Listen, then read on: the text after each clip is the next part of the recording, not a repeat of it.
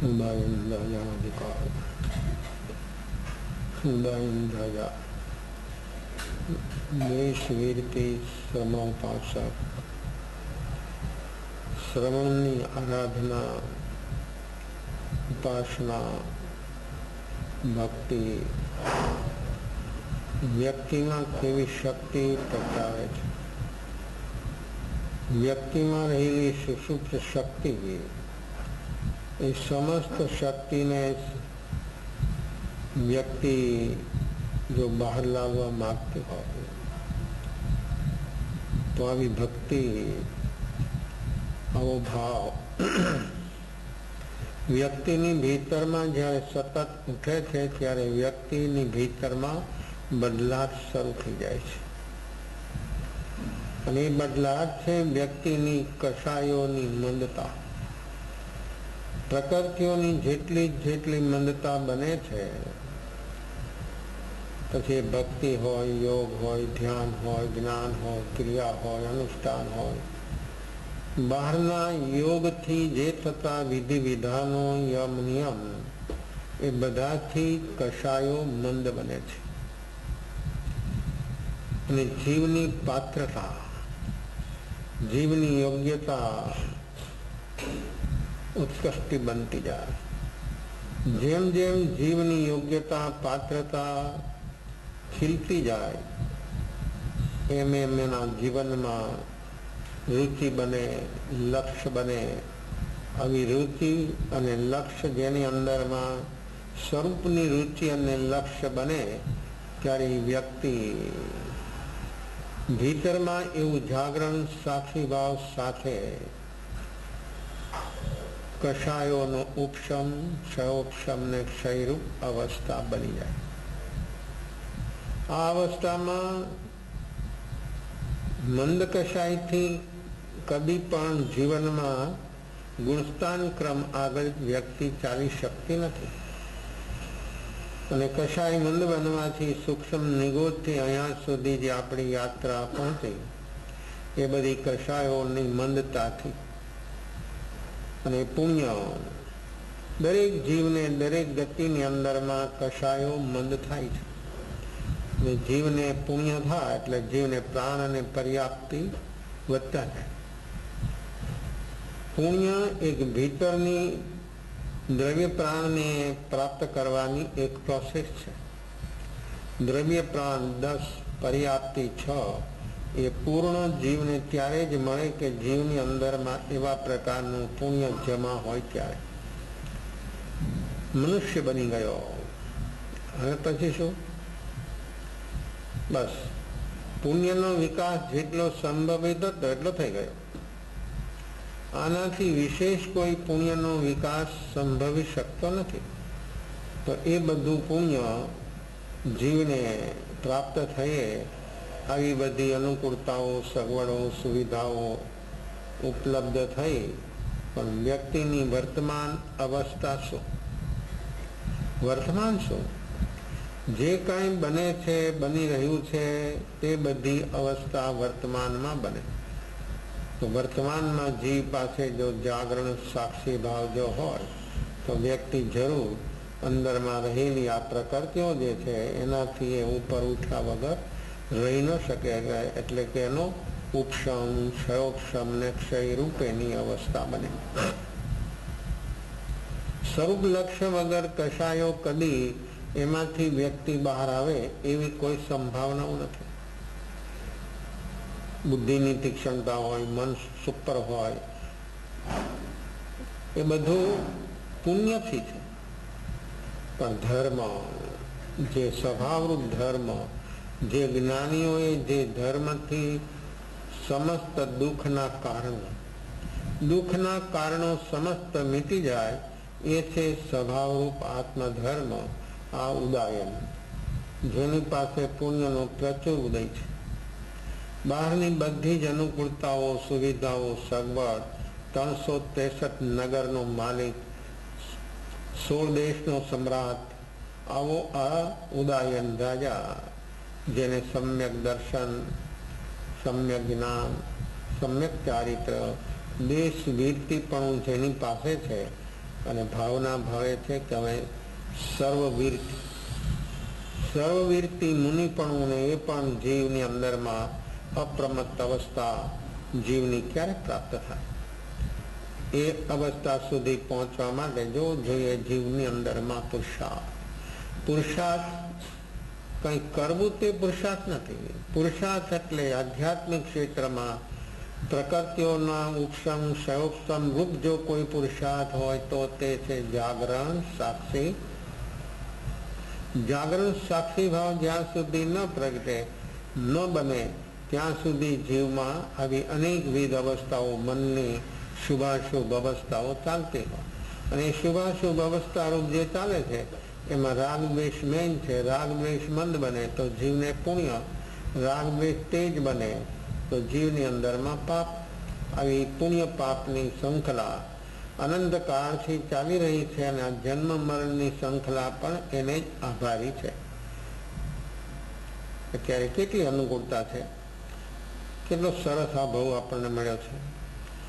આનાથી વિશિષ્ટ તો કાંઈ બીજું છે જ નહીં. આવો ભાવ અત્યારે આપણે આ મનુષ્ય જીવન આપણે અત્યારે અનુભવીએ છીએ.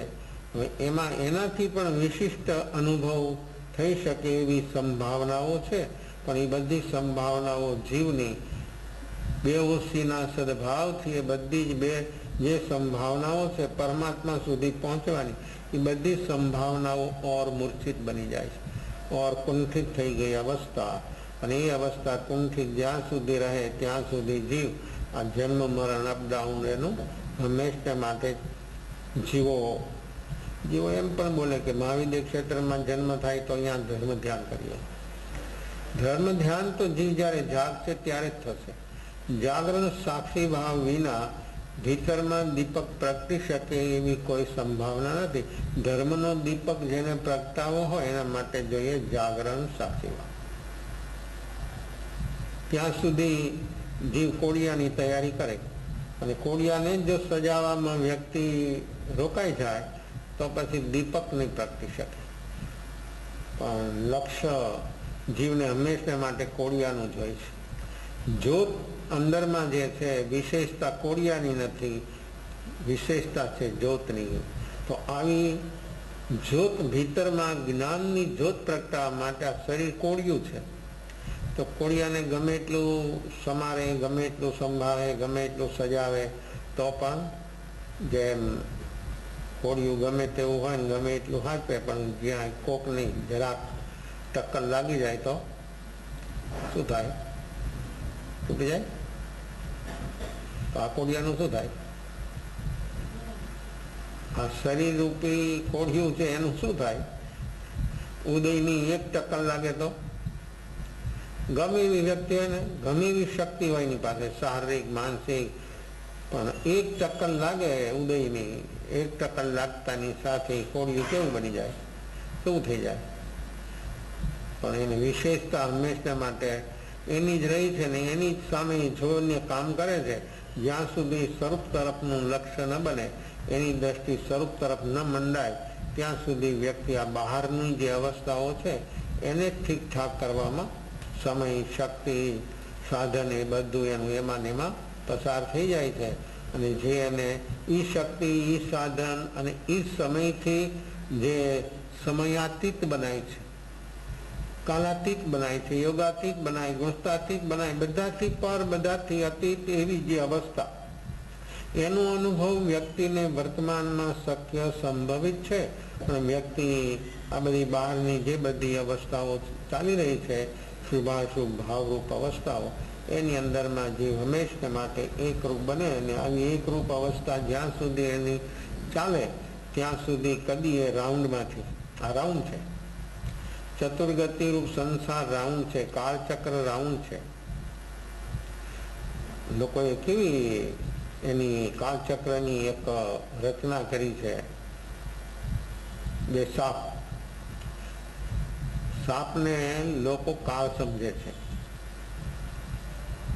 સાપ જોયો ને એટલે કાળ છે, પણ સાપ કાળ છે કે તું સાપનો કાળ છે? સાપને ખબર નથી કે હું આને કાટું તો આ મરી જાય. हाँ, એને કોઈ દબાવે કે કાંઈ પરેશાન કરે તો કાટે જરૂર, પણ એને ખબર નથી કે હું કાટું તો મરી જાય. એ પોતાના બચાવ માટે કામ કરે છે. પણ ત્યારે મનુષ્ય શું કરે? એને કાંઈ નુકસાન ન કર્યું હોય મનુષ્યને તો પણ આમ દૂરથી જોવાને માણસ એને મારી નાખે. તો હકીકતમાં સાપ મનુષ્યનો કાળ કે સાપને મનુષ્ય કાળ એટલે મૃત્યુ. તો મૃત્યુ કઈ સાપથી થોડું થાય છે? પ્રતિક્ષણ મૃત્યુ તો થઈ રહ્યું છે. એક ક્ષણ એવી નથી કે આ શરીરનું મૃત્યુ ન થતું હોય, પણ જીવને એને શરીરને બચાવવાનો આવો બધો અનંત કાળથી જીવનો પ્રયાસ રહ્યો છે. અને એ પ્રયાસમાં જીવ જ્યાં સુધી રહેશે ત્યાં સુધી સ્વામી શક્તિ બધું એમાં પૂરું થઈ જશે. તો બે સાપના મોઢા ભેગા અને બે પૂછ ભેગા આમ રાઉન્ડ બનાવ્યું છે. 10 કરોડાકોણ સાગર અવસર પેણી, 10 કરોડાકોણ સાગર ઉત્સર પેણી. આ 20 કરોડાકોણ સાગરનું એક કાળ ચક્ર છે. અને આ કાળ ચક્રની અંદરમાં અનંત જીવો પીસાય છે. અનંત કાળ છે, એ ચાલ્યા કરે છે. એ કોઈ દિવસ બંધ થતું જ નથી અને બંધ થાય જ નહીં. હા, વ્યક્તિ એમાંથી બહાર નીકળી શકે, વ્યક્તિ જરૂર એમાંથી બહાર નીકળી શકે. અને બહાર નીકળવાની પૂરેપૂરી સંભાવના જો કોઈ પ્રાણીની હોય તો એકમાત્ર મનુષ્ય સિવાયનો બીજા કોઈ પ્રાણી આ કાળચક્રમાંથી બહાર નીકળી શકે એવી કોઈ માને ખરો, સાંભળે ખરો, પણ બહાર નીકળવાની સમર્થ એની સંભાવના તો માત્ર મનુષ્યની જ છે. અને મનુષ્ય જ્યાં સુધી આવો તૈયાર ન બને ત્યાં સુધી આ બધું જ એનું આ રીતનું ચાલી રહેવાનું. અને કાળ એને પીસી નાખે છે. કાળમાં વ્યક્તિ પીસાઈ જ રહ્યો છે. કુરુક્ષેત્રનું જ્યારે યુદ્ધ થયું અને યુદ્ધની અંદરમાં બે સેનાઓ સામે સામે ગોઠવાઈ ગઈ. અર્જુનનો રથ શ્રી કૃષ્ણ ચલાવે. માણસની કેવી વિશેષતાઓ છે. વાસુદેવ સમ્રાટ, કૃષ્ણના સારથી, ડ્રાઈવર કહેવાય ને, ડ્રાઈવર તો પગારદાર જ હોય ને.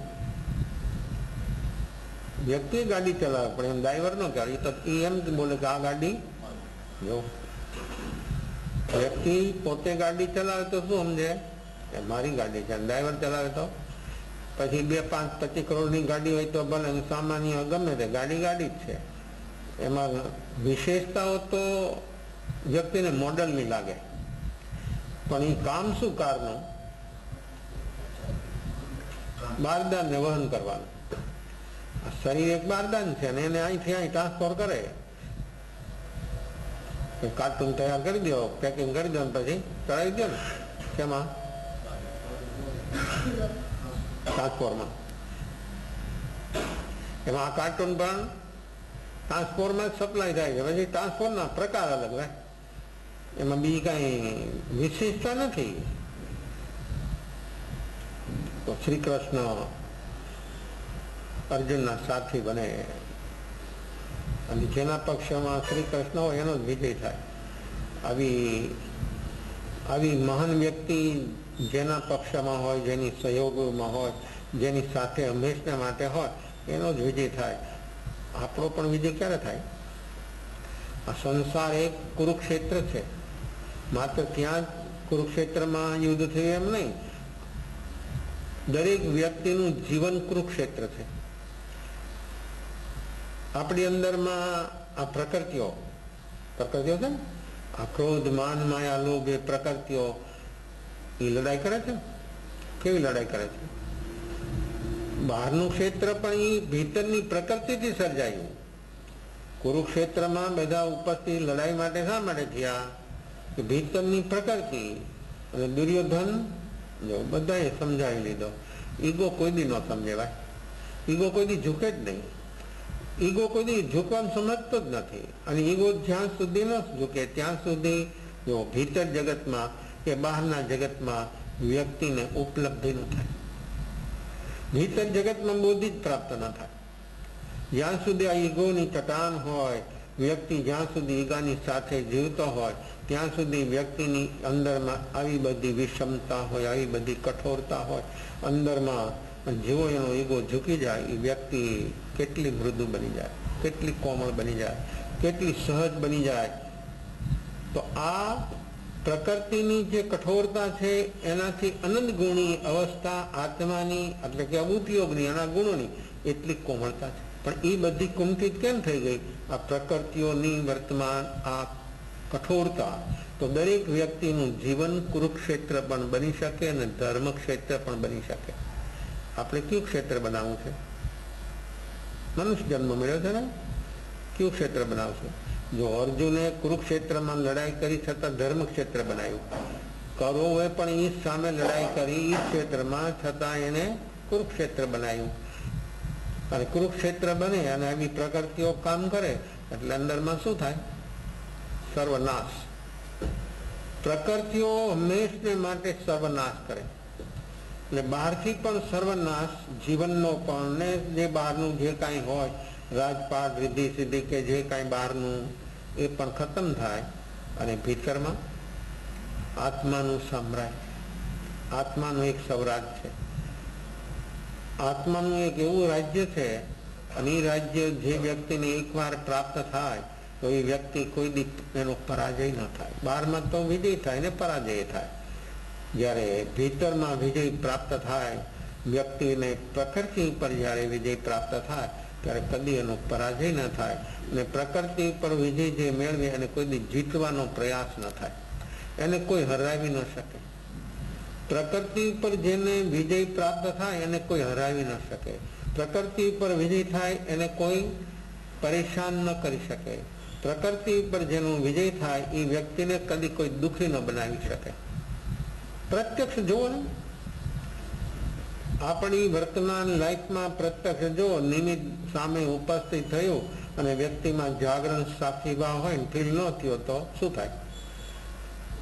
ઘટના ગમે તે હોય, ગમે તેવા પ્રકારની ઘટના હોય, પણ વ્યક્તિને ફીલ ન થાય તો શું થાય? તો દુઃખી થાય.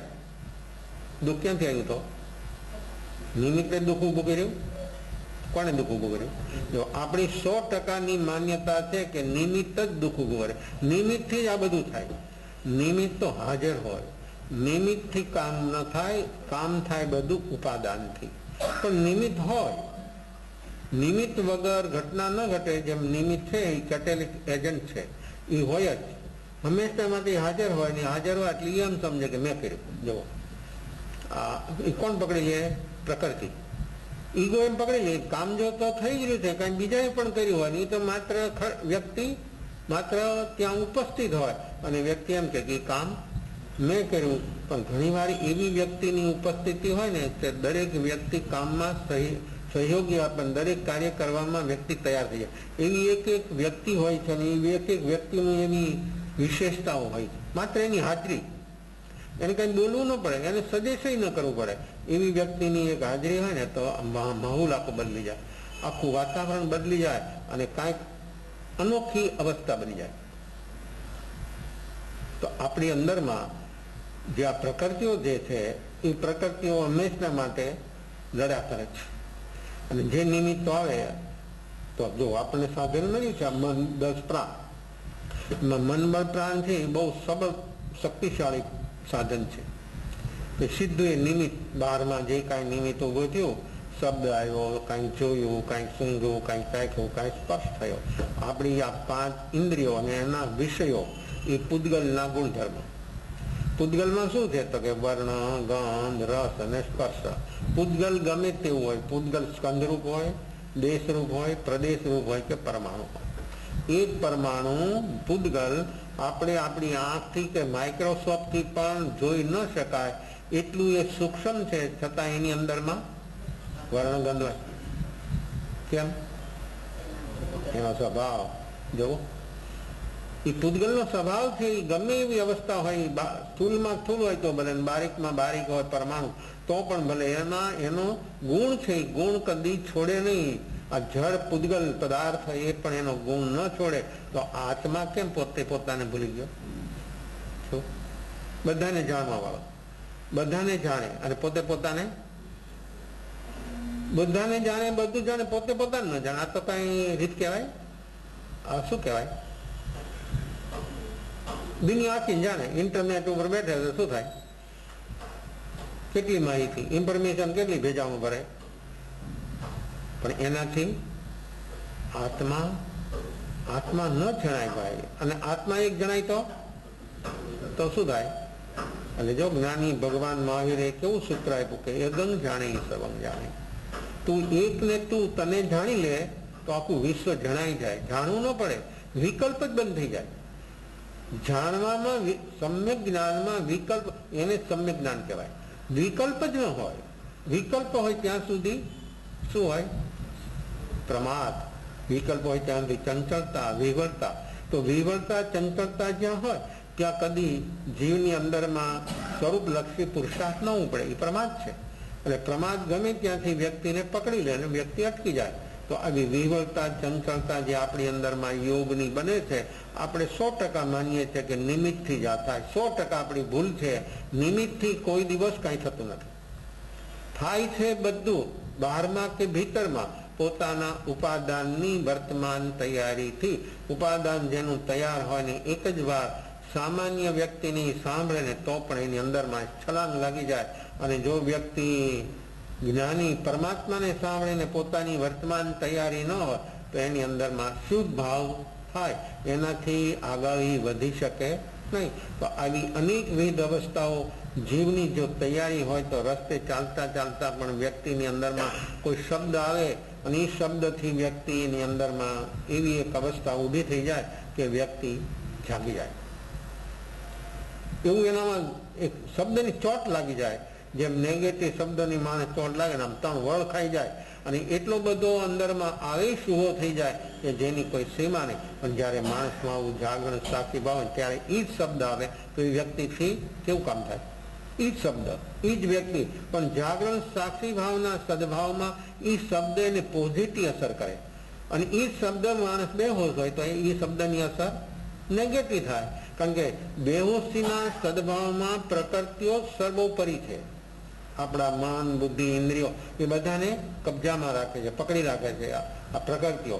પણ જેવું જાગરણ પ્રગટે એટલે પ્રકૃતિના જે બંધનો છે, પ્રકૃતિની જે પકડ છે ઢીલી થઈ જાય, પોતી થઈ જાય, છૂટવામાં. જેમ જેમ આપણી અંદરમાં જાગરણ સાક્ષી ભાવની વૃદ્ધિ થાય તેમ તેમ પ્રકૃતિઓનો દૂર થતી જાય. પછી એવું જાગરણ સાક્ષી ભાવ જો બને તો ઉપશમ, ક્ષયોપશમ ને ક્ષય થઈ જાય અને પ્રકૃતિઓ ખતમ થઈ જાય. પણ જો વ્યક્તિમાં આવું જાગરણ સાક્ષી ભાવ સતત આપણી દિનચર્યા સાધના બની શકે. પણ જો વ્યક્તિમાં જાગરણ સાક્ષી ભાવ હોય તો, અને જાગરણ સાક્ષી ભાવ ન હોય ને વ્યક્તિ અનુષ્ઠાન લઈને બેઠીને તો પણ કાંઈ ન હોય. ગમે તે અનુષ્ઠાન લઈને વ્યક્તિ બેઠે, ભલેની વાંચા બેઠી હોય વાંચે તો પણ એનું મન એની અંદરમાં ના હોય. એ લિપિ વંચાય, એનો શબ્દ, એનો અર્થ, એનો ભાવાર્થ એ વ્યક્તિને કોઈ દી ન સમજાય. કારણ કે મન એમાં છે જ નહીં. અને મન જેમાં ન હોય એ ભૂતભાવીમાં જ હોય. ને ભૂતભાવીમાં જ્યાં હોય ત્યાં હંમેશા માટે આશ્રવ હોય, ત્યાં પ્રકૃતિનું જોર હોય અને એનો જ ગુણાકાર થતો હોય. તો જે વ્યક્તિ આવું એક શબ્દ સાંભળે તો એની અંદરમાં ઝંઝણાટી થઈ જાય. નેગેટિવ હોય, બેહોશીમાં નેગેટિવ જે ઝંઝણાટી થાય. અને વ્યક્તિમાં જાગરણ સાક્ષી ભાવ હોય તો પોઝિટિવમાં વ્યક્તિની અંદરમાં એવું અંદરમાં વાઇબ્રેટ થાય કે વ્યક્તિ એ પ્રકૃતિથી બહાર નીકળી જાય. અને એ વ્યક્તિને મહેસૂસ થાય કે અત્યારે આ કઈ પ્રકૃતિએ કામ કર્યું અને કઈ પ્રકૃતિનો ઉપશમ થયો. આવું જાગરણ જેની પાસે હોય તો એનું કામ એને થયા વગર રહી ન શકે. કલકત્તામાં એક મીર સાહેબ રોજ વોકિંગ કરવા જાય સવારના. માણસો વોકિંગ કરે એટલે શૂઝ અલગ હોય, એનો ડ્રેસ અલગ હોય, હાથમાં એક લાકડી રાખે. અમારે 42 કરે છે રોજ 4-5 કિલોમીટરનો વોકિંગ. 4 વાગે ઉઠી જાય રોજ, ઘૂમમાં નીકળી જાય. પછી હાથમાં બિસ્કીટ હોય. રસ્તામાં આવે ને અતિથિ કૂતરા, એ બિસ્કીટ એને નાખતા જાય. અને જો એને પણ એ કૂતરાને પણ નક્કી થઈ ગયું કે આ સમય એટલે એ જગ્યાએ ઉભા રહે. વ્યક્તિ કદાચ વહેલી મોડી થાય પણ એનો સમય પ્રમાણે 1 દી 2 દિન 3 દિવસ મળ્યું એટલે અહીંયા ઊભું રહી જાય. અને જેવું એ જુએ ને વ્યક્તિને એટલે સામું ચાલે, પૂંછ હલાવવા માંડે. જુઓ, એ પૂંછ હલાવીને એનું સન્માન કરે. કેવું કામ છે આ? જેને જે જો આર સંજ્ઞા, એની આર સંજ્ઞા એને મળતી વસ્તુ, એને જોતી વસ્તુ મળે છે, તો એની અંદરમાં એ કેવી પ્રસન્નતા પોતે જો એની પાસે ભાષા તો છે, પણ આપણે એની ભાષાને સમજી નથી શકતા. બેરેન્દ્રીથી લઈને પચેન્દ્રી સુધી બધાને ભાષા હોય, મોઢું હોય એટલે ભાષા હોય, પણ એની ભાષા આપણે સમજી શકતા નથી. પણ એની ચેષ્ટાઓથી આપણને ખબર થાય. પાળેલું શ્વાન હોય અને જેવું આમ બેલ મારે ને એને ખબર પડી જાય અંદરમાં કા માલિક આવ્યો, અને જેવું ડોર ખોલે એટલે શું કરે? અંદરમાં ઘૂમતું હોય, ફરતું હોય, બધે એને બધે પરમિશન, બધે જઈ શકે. અને એ જેવું ડોર ખોલે ને એનો માલિક હોય એટલે કેવું ઊંચું થાય અને મોઢા સુધી પહોંચ જાય. કેવા એ ભાવ દર્શાવે છે, કેવી એની અંદરમાં સંજ્ઞા છે, અને એ સંજ્ઞા દ્વારા એનું કેવું સ્વાગત કરે છે. તો આ નિર્સાજ રોજ જાય ફરવા, જે રસ્તેથી રોજ જતા હતા એનો રૂટ હતો, રોજ જતા હતા. એક દિવસે સવારના એક બાઈ એના ઘરમાં કોઈ એનો દિયર હોય કે દીકરો હોય કે જે કાંઈ હોય એને ઉઠાડતી હતી. ભૈયા ભોર હો ગયા, ઉઠો. ભૈયા ભોર હો ગયા, ઉઠો. આ 1 2 3 વાર આ શબ્દ રસ્તા ઉપર ચાલતા ચાલતા આ શબ્દ કઈ આને કોઈ બોલતું નહોતું, અંદરમાં કોઈ સૂતું પડ્યું હતું એને એ ઉઠાડતા હતા. સૂતેલો જાગી શકે પણ જાગેલો કોઈ દી ન જાગે. સૂતેલો માણસ હોય ને એ જાગી જાય, પણ જે માણસ જાગવાનો માત્ર એ માણસ કોઈ દી ન જાગી શકે. અને એ ન જાગે ત્યાં સુધી એનું કામ એ પોતે દરેક વ્યક્તિ એમ સમજે છે કે હું જાગું છું, અને જાગે છે માત્ર નામથી. અને એ જાગરણ એના જીવનની અંદરમાં મોટી એની ધોખાબાજી છે. તો એ સાંભળ્યું વાળે એટલે ચાલતા ચાલતા સાંભળતા હતા, પસાર થાય છે, અંદરમાં સોચે છે કે હું જાગ્યો, હું જાગ્યો. ભોર તો થઈ ગઈ, સવાર, ભોર અને સવાર તો રોજ થાય જ છે ને.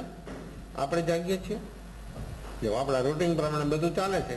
આપણી લાઈફ આખી રૂટીન છે, અને રૂટીન હોય એમાં કાંઈ જ ન હોય, એમાં મન ન હોય, એમાં કાંઈ જ ઉપલબ્ધિ ન હોય, તો આપણું બધું જીવન, સમગ્ર જીવન એક રૂટીન છે, ચાલે છે રૂટીન પ્રમાણે. આ સોચે છે મનમાં કે હું જાગ્યો, સવાર તો થઈ ગઈ.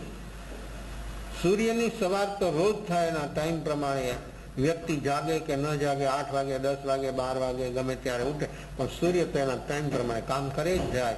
આ સોચે છે કે હું જાગ્યો, હું જાગ્યો. આ શબ્દ એ કેટલી બધી એની ગહરાઈમાં અસર કરે છે, અને એવી અસર દ્વારા એ વ્યક્તિની અંદર એમ થાય કે જાગવું છે, હવે ઘરે નથી જવું, જાગવું છે, ઘરે નથી જવું. રોજનો આનો કાર્યક્રમ ફરવાનો, અને ચાલતા ચાલતા ચાલ્યા જ ગયા.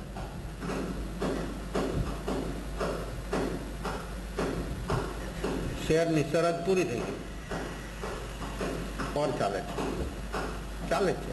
હું જાગ્યો, હું જાગ્યો. ક્યારે જાગવું છે? આટલી ઉંમર થઈ ગઈ, આટલી ઉંમર થઈ ગઈ, હજી સુધી હું જાગ્યો નથી, હવે તાર જાગવું છે? ઓલી બાઈ જગાડતી હતી બીજાને, જાગી ગયો કાંઈક બીજો માણસ. ખૂબ દૂર નીકળી ગયા, સમય ઘણો વ્યતીત થઈ ગયો. વાપસ લौटવાનો, ઘરે ન આવ્યા સમયસર. જે સમયસર ઘરે આવવાનો ટાઈમ હોય સમયસર ઘરે ન આવે તો ઘરના બધા મેમ્બરોને ચિંતા થાય. ચિંતા કરે તો શુભ ભાવ કેમ ન કરે? સજ્જન છે તો શુભ ભાવ કરવો જોઈએ ને. તો શુભ ભાવ ન હોય અને કેવો ભાવ સીધો થાય? એક્સિડન્ટ નહીં થયો હોય ને, શું થયું છે? પહેલી વાત આવે એક્સિડન્ટ. એક્સિડન્ટ તો પ્રકૃતિ ક્ષણે ક્ષણે થાય જ છે, એ આપણને ખબર નથી. આપણને તો ફૂલ એક્સિડન્ટ થાય શરીરનો એ આપણને દેખાય, બાકી પ્રતિક્ષણ પ્રકૃતિઓથી આપણો એક્સિડન્ટ થાય છે, કારણ કે આપણે બેહોશ છીએ. એક્સિડન્ટ હંમેશને માટે બહારમાં કે ભીતરમાં બેહોશીથી જ થાય. હોશ પ્રગટે તો બહારમાં કે ભીતરમાં એક્સિડન્ટ ન થાય. વાહનો છે, ટ્રાફિક છે, બધું જ છે, ભીતરમાં ટ્રાફિક છે, કેટલો બધો છે, પણ એક્સિડન્ટ ન થાય.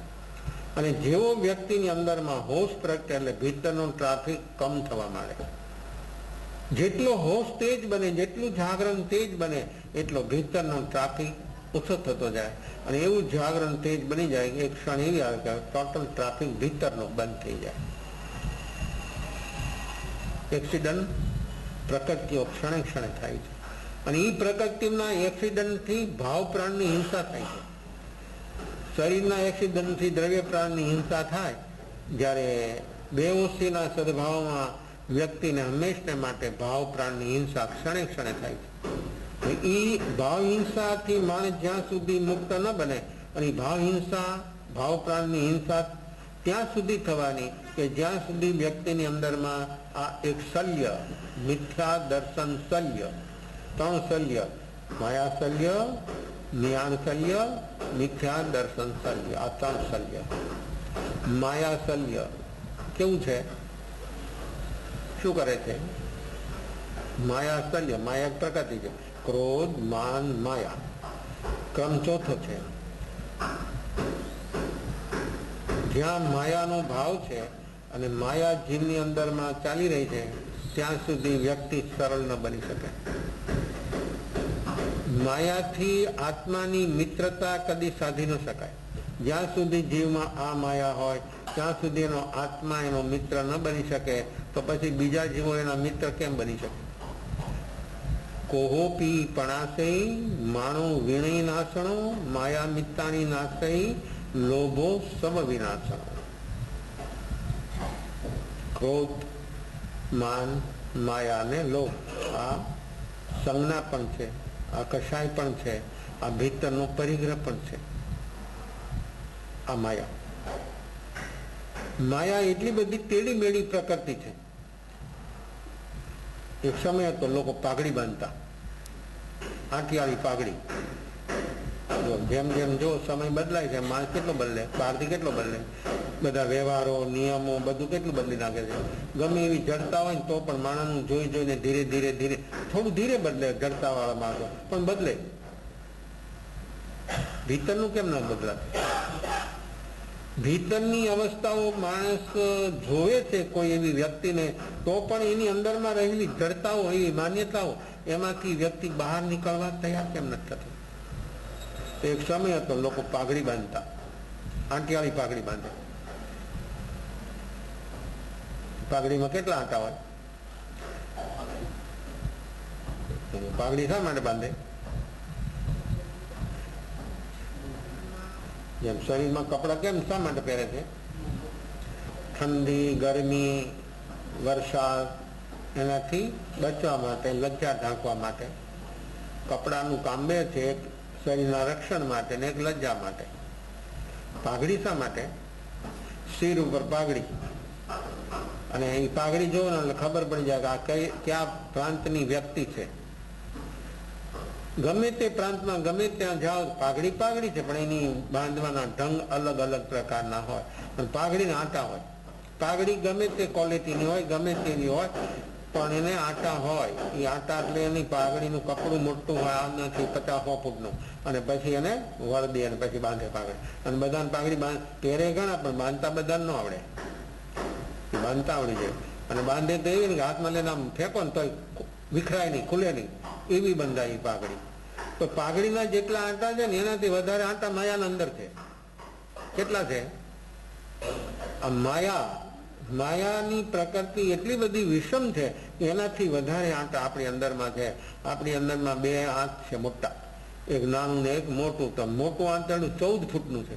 આપણે એમ લાગે કે શરીર તો માણસનું 5.5, 6, 6.5 ફૂટ, કોઈનું 7 ફૂટ હોય હાઈટ, પણ આ 14 ફૂટનું આંતરડું કેમ હમાતું છે? પણ છે. આ આંતરડાની રચના કેવી હોય છે? એક્સરે કોઈનો જુઓ તો ખબર પડે કે એની રચના કેવી હોય છે અને કેવી રીતે ગોઠવાયેલું હોય છે. એમ આપણી અંદરમાં આ માયાની પ્રકૃતિ એવી રીતે ગોઠવાઈ ગઈ છે, અંદરમાં એવી સેટ થઈ ગઈ છે. પણ વ્યક્તિ માયામાંથી બહાર નીકળવા માટે કોઈ દિવસ ક્યારે પણ તૈયાર થયો નથી. અહીં જો તૈયાર ન થાય તો એનું કામ શું થાય? તો માયા, આવી માયા જીવમાં જ્યાં સુધી હોય ત્યાં સુધી વ્યક્તિ સરળ ન બને, ને સરળ ન બને ત્યાં સુધી સિદ્ધિ પ્રાપ્ત ન થાય. આત્મસિદ્ધિ પ્રાપ્ત કરવી હોય જેને કોઈને આત્મ અનુભૂતિ, આત્મસિદ્ધિ એટલે આત્માનુભૂતિ સાક્ષાત્કાર ભેદ જ્ઞાન જો પ્રાપ્ત કરવું તો જીવમાંથી માયાથી જો માણસ મુક્ત થાય તો એ જરૂર એનું કામ થઈ જાય. તો આ પ્રકૃતિઓ ક્ષણે ક્ષણે અનેક પ્રકારના એક્સિડન્ટો કરે છે. આ મીર સાહેબના ઘરે બધા વિચારવા લાગી ગયા કે આટલો બધો સમય થઈ ગયો, આવ્યા નહીં કેમ પાછા? ત્યારે આટલી બધી વ્યવસ્થા નહોતી ફોનની. ક્યાં કોને કરવું ફોન? ગયા હતા ક્યાં? ફરવા માટે. એ કોઈના ઘરે તો ગયા નહોતા. એનું નક્કી હતું રોજનો જે કાર્યક્રમ, એ પહેલું કાર્યક્રમ એનું ફરવાનું હતું, વોકિંગ. તો એ ગયા હતા.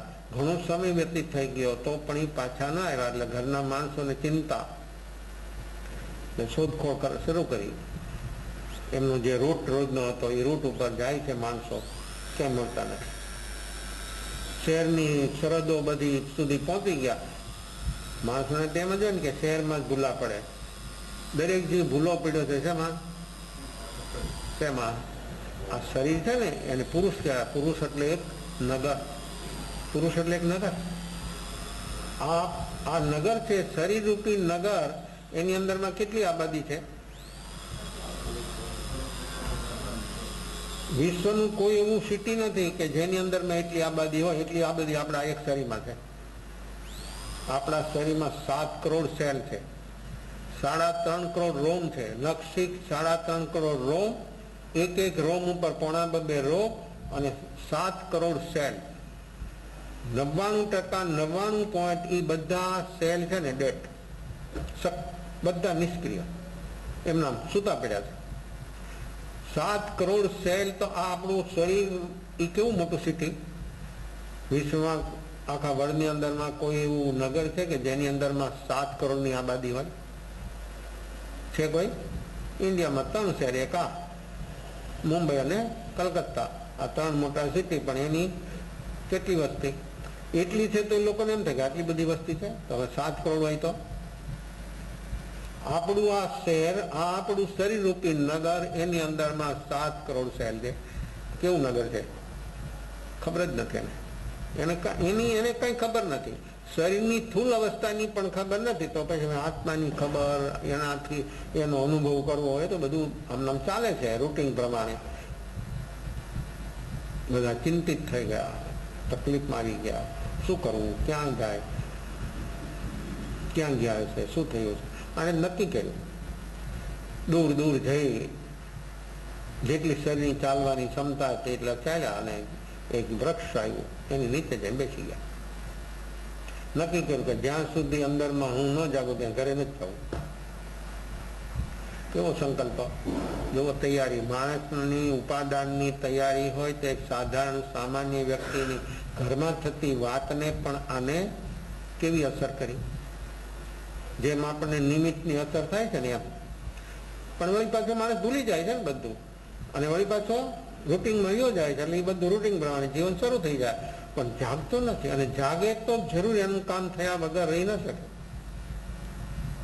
અને નક્કી થઈ ગયું હતું કે જાગવાનું જ છે. એવું ચિંતન ચાલે છે ગહરાઈથી. જીવન મળ્યું છે, આટલું સરસ જીવન છે, આ બધી વ્યવસ્થા છે, અને હજી હું જાગ્યો નથી. આટલી ઉંમર સુધી 60-65 વર્ષ મારા થઈ ગયા શરીરના, હજી હું જાગ્યો નથી. મેં શું કર્યું અત્યાર સુધીની આ લાઈફમાં, આટલા વર્ષોમાં મેં મારું કામ શું કર્યું? કામ કર્યું બધું બહારનું. જો જીવે છે ને, જીવો જીવે છે પણ બીજા માટે. પોતા માટે કોઈ દિવસ વ્યક્તિ જીવી જ નથી. જો પોતા માટે જીવવું હોય તો જાગરણ જોઈએ. જાગરણ સાક્ષી ભાવ હોય તો પોતા માટે જીવે, નહીં તો બીજાની જ વ્યવસ્થા જીવનભર કર્યા કરે, બાળોતિયા ધોયા કરે. અને આમથી આમ ને આમથી આમ માણસનું એટલી બધી એની વર્તમાન અવસ્થા વિહવળ હોય કે જેની કોઈ સીમા નહીં. ચિથરા વિના કરે ને જીવન પૂરું કરે. આટલું અદ્ભુત અપૂર્વ જીવન જેનાથી અપૂર્વનું અપૂર્વ પ્રાપ્ત થાય એવી અવસ્થા સુધી વ્યક્તિ પહોંચી અને ખાલી ને ખાલી વયો જાય તો શું થાય? એમનામ જ વયો જાય. અને નક્કી કર્યું કે જાગવું છે એવું ચિંતન મનન અંદરમાં ઘૂંટાય છે. જો ભૂખ પ્યાસ થાક બધું ભૂલાઈ ગયું. આટલું બધું ચાલ્યા, સવારનું કઈ લીધું નથી, શરીરને તો જરૂર પડે છે, કઈ લીધું નથી, બધું ભૂલાઈ ગયું. ખાવું જો માણસ ચિંતામાં ત્યારે ભૂલી જાય બધું, ટેન્શન તણાવમાં ત્યારે ખાવું પીવું બધું ભૂલી જાય, નીંદર ન આવે ત્યારે. ટેન્શન એવું માણસને કોઈ પણ ઘટના ઘટી ને એવું ટેન્શન હોય તો માણસ ખાવું પીવું બધું ભૂલી જાય, નીંદ પણ ના આવે અને માણસની અંદરમાં ટ્રાફિક કેટલો વધી જાય. પણ માણસ એનાથી બહાર આવવા માટે એ ટ્રાફિકનું કોઈ દી અવલોકન કરે છે? જોવાની તો વાત જ નહીં. આ એવા અંદર ડૂબે છે, એવા ડૂબે છે, વિચારો શાંત થવા માંડ્યા, વિચારો બેસવા માંડ્યા. જોવાનું શરૂઆત થાય આપણે અંદરમાં, આપણા વિચારોને જોવાનું કામ શરૂ થાય એટલે પહેલા વિચારો ધીમા થાય, પછી વિચારો અશુભ હોય તો શુભ થાય, પછી વિચારો મોટું મોટું અંતર પડતું જાય. એક વિચાર આવ્યો અને બીજો વિચાર આવ્યો, મોટો ગેપ પડતો જાય. અને એવું જોવે કે રાગ દ્વેષની ક્યુ કટ થઈ જાય અને વિચારો ટોટલ બંધ થઈ જાય. ઈ ક્ષણો કેટલી, ઈ ક્ષણો કેવી? ઈ ક્ષણો કોઈ દિવસ જીવનમાં અનુભવમાં આવી નથી. એવી ક્ષણો આવે છે પણ વ્યક્તિના નિમિત્તાધીન બનેલો માણસ એને કોઈ દિવસ એની નોંધ જ કરી નથી કે આ નિર્વિકલ્પ અવસ્થાની આ ક્ષણો છે, એનાથી આ મને આનંદ આવો મળ્યો છે, શેનાથી મળ્યો છે એને એની ખબર જ નથી. એટલે નિમિત્તને જાતી હોય છે.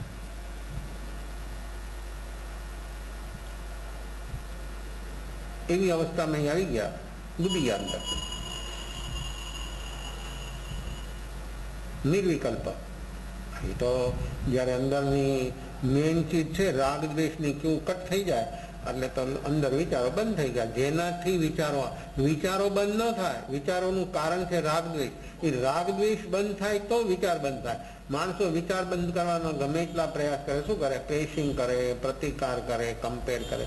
વિચારો બંધ ન થાય કરવાથી તો વિચારોનો ગુણાકાર થાય. પણ જાગૃત જોવાનો જો અભ્યાસ એનો બરાબર બને તો વ્યક્તિ એક સમય એવો આવે કે વિચારોથી ઉપર ઉઠી જાય, કારણોથી મુક્ત થઈ જાય. વિચાર બંધ થઈ ગયા, શરીર બેઠું છે, અંદર નિર્વિકલ્પ અવસ્થા શરૂ થઈ ગઈ. જો શબ્દ સાંભળે છે બીજાનો, એ વ્યક્તિ ઉઠી કે ન ઉઠી, પણ આ વ્યક્તિ જાગી. ભૈયા ભોર હો ગયા, ઉઠો. આ એક શબ્દ આના જીવનનું આખું રૂપાંતર થઈ ગયું, આખું બદલાટ થઈ ગયો. સહી અર્થમાં જાગી ગઈ વ્યક્તિ, ડૂબી ગઈ અંદર. એવી ડૂબી આ બધું બહારનું ભૂલાઈ ગયું. શરીર ક્યાં છે, શું અવસ્થા છે, બધું ભૂલાઈ ગયું. અને નિર્વિકલ્પ અવસ્થામાં આત્મા ભીતરથી જાગી ગયો. અને જાગરણ એવું જાગરણ બન્યું અને નક્કી થઈ ગયું, અનુભવ થઈ ગયો. જે અનુભવ કરવો હતો, જે જાગરણ, અને એ અનુભવ જ્યારે એને થયો ત્યારે એને થયું કે આ ચીજ છે મારા પાસે, અને અત્યાર સુધી આટલા વર્ષો મારા બધા આમ જ પાસ થઈ ગયા. એ ગયું. હવે એને કાંઈ યાદ કરવાથી કાંઈ મળવાનું નથી. આર્ત ધ્યાન થાય, ભૂતકાળને યાદ કરવાથી આર્ત રુદ્ર ધ્યાન થાય, કાંઈ બીજું મળે નહીં. અને ભાવિની કલ્પનાઓ કરવાથી માત્ર કલ્પનાના જ મિનારાઓ બનાવે અને એક ક્ષણની અંદરમાં વાવાઝોડું આવે, કલ્પનાના મિનારા બધા ધરાશય થઈ જાય. પત્તાનો મહેલ જેમ ઉડે ને એમ આવા મકાનો ને 108 માળના મકાનો ધરાશય થઈ જાય એક ક્ષણમાં. અનુભૂતિ સુધી આ વ્યક્તિ પહોંચી ગઈ. હવે નથી જવું ઘરે, હવે ઘરે જવું નથી. એવા ભાવ છે અંદરમાં, ઘરે હવે નથી જવું. કારણ કે હવે તો આખું વિશ્વ મારું ઘર બની ગયું. જો આ અનુભૂતિ વ્યક્તિને કેવી અવસ્થા સુધી પહોંચાડી દે છે. અત્યાર સુધી આ ઘર મારું હતું, આ ઘર મારું, હવે આખું વિશ્વ એનું ઘર બની ગયું. કેટલો વિશાળ બની ગયો, કેટલો સંકુચિત હતો કેટલો હતો? આપણું મન અને બુદ્ધિ તો કોડિયાથી નાના છે. એટલી બધી સંકુચિત, કારણ કે સંકુચિતતા છે આખી સમગ્ર પ્રકૃતિઓથી, અને પ્રકૃતિઓ સાથે જ આપણો તાલમેલ છે. આપણા ઉદય, યોગ, સંયોગ ને ઉપયોગ બધું એની સાથે. તો યોગ અશુભ, ઉપયોગ અજ્ઞાન, એ એનાથી જ્યાં સુધી અલગ ન થાય ત્યાં સુધી યોગ શુભ બને નહીં અને ઉપયોગ જ્ઞાન સ્વરૂપ બને નહીં. ઉપયોગ જ્ઞાન સ્વરૂપ ત્યારે જ બને કે વ્યક્તિ વર્તમાનમાં નિર્વિકલ્પ બને. તો એવો અનુભવ નક્કી થઈ ગયો. આવું વિશ્વ છે, આટલું બધું સુંદર છે. આવું વિશ્વ એને કોઈ દિવસ લાગ્યું નહોતું, દેખાણું નહોતું. ભીતરનું વિશ્વ કેટલું સુંદર છે, કેટલું અદભુત છે, કેટલું અપૂર્વ. બહારનું વિશ્વ જેટલું સુંદર છે એનાથી અનંત ગણું સુંદર આપણું ભીતરનું વિશ્વ છે. પણ એને તો જોવાની દ્રષ્ટિ આ છે વર્તમાન નિર્વિકલ્પ. જે વ્યક્તિ વર્તમાન નિર્વિકલ્પ બને એને પોતાનું ભીતરનું જગત દેખાય અને એ બધા કાળચક્રમાંથી બહાર નીકળી જાય. જેને કાળચક્રમાંથી બહાર આવવું હોય એના માટે આ કામ છે. તો આ કાર્ય આપણું છે, આપણાથી થવાનું છે. અને જે વ્યક્તિ જાગે એનું જ કામ થવાનું. જે નહીં જાગી શકે તો કામ થવું, પોતાનું નિજી કામ થવું એ બહુ કઠિન છે. તો જે આપણે કઠિનમાં કઠિન કામ છે એને આપણે સુગમ બનાવવું હોય તો આપણે જાગરણ સાક્ષીભાવ કરીએ. 10 મિનિટ ધ્યાન. आँख बंद, मोढ़ू बंद, कमर और गर्दन से कटार बैठना, शरीर और मन स्वस्थ बना लेना. मन और शरीर में कोई तनाव, टेंशन न रहे. शरीर और